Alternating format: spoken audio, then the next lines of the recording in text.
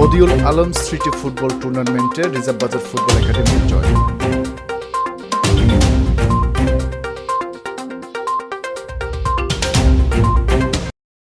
মাঝের বস্তির শাহ বহুমুখী উচ্চ বিদ্যালয়ের মাঠে চলমান বীর মুক্তিযোদ্ধা বদিউল আলম স্মৃতি ফুটবল টুর্নামেন্টে কোয়ার্টার ফাইনালের প্রথম ম্যাচে ট্রাইব্রেকারে জয় পেয়েছে রিজার্ভ বাজার ফুটবল একাডেমি।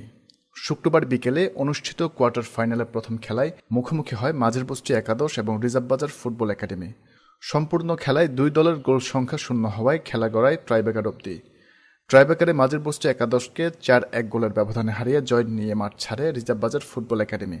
খেলার পর man of the match reserve বাজার ফুটবল একাডেমির 7 নম্বর জার্সিধারী খেলোয়াড় রিয়াদের হাতে পুরস্কার তুলে দেন রাসেল কনস্ট্রাকশনের স্বত্বাধিকারী রাসেল দে। এই সময় টুর্নামেন্টে সংশ্লিষ্টরা উপস্থিত ছিলেন।